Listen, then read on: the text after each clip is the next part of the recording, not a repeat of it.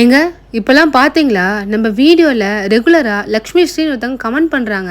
என்னன்னா அவங்க ஹஸ்பண்ட் இவங்களை டைவர்ஸ் பண்ண போறாங்களாம். அவங்க ஹஸ்பண்ட் இவங்களை டைவர்ஸ் பண்ணக்கூடாதுன்னு ப்ரே பண்ண சொல்றாங்க. பாத்தீங்களா நீங்க? ஆமா பார்த்தேன். இதுக்கு என்னங்க நம்ம பதில் சொல்லலாம்? நம்ம என்னமா பதில் சொல்றது அதுக்கு? அது அவங்க பர்சனல். ஆனா ஒண்ணு மட்டும் என்னால சொல்ல முடியுமா, இப்பெல்லாம் சின்ன சின்ன விஷயத்துக்கெல்லாம் கோவப்பட்டு உடனே டிவோர்ஸ் பண்ணிடுறாங்க. ஆனா டிவோர்ஸ் பண்ணதுக்கு அப்புறம் ஐயோ அவசரப்பட்டோமோன்னு நினைச்சு ஃபீல் தான் பண்றாங்க. அதனால டிவோர்ஸ்லாம் பண்றாங்கன்னா கொஞ்சம் நிதானமா யோசிச்சு பண்றது நல்லது. ஆமாங்க, கரெக்டு தான். சரிம்மா, நீ ஏதோ மளிகை சாமான் வாங்கணும்னு சொன்னல, போய் வாங்கிட்டு வந்துடுறேன்.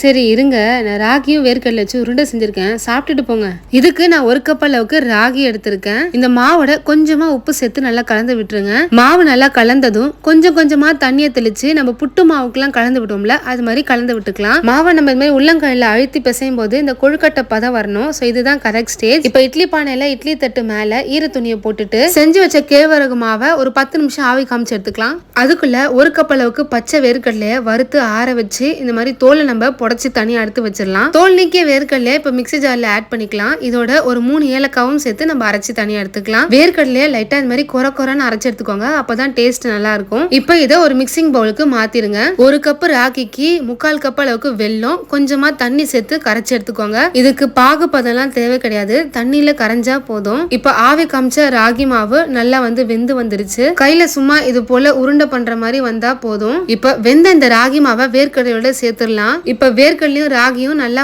கலந்து விட்டுருங்க. நான் ஃபிளேவருக்காக 1 ஸ்பூன் இல்ல 2 ஸ்பூன் நெய் ஆட் பண்றேன்.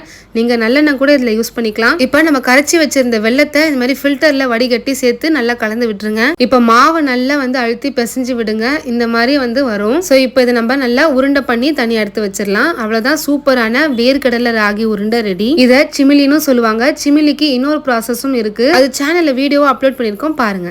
உங்களுக்கான விடுகதை. பணத்தை எல்லாம் அள்ளி தருவதாக கூறி பணத்தை எல்லாம் அள்ளி கொள்ளும் பூதம், அது என்ன?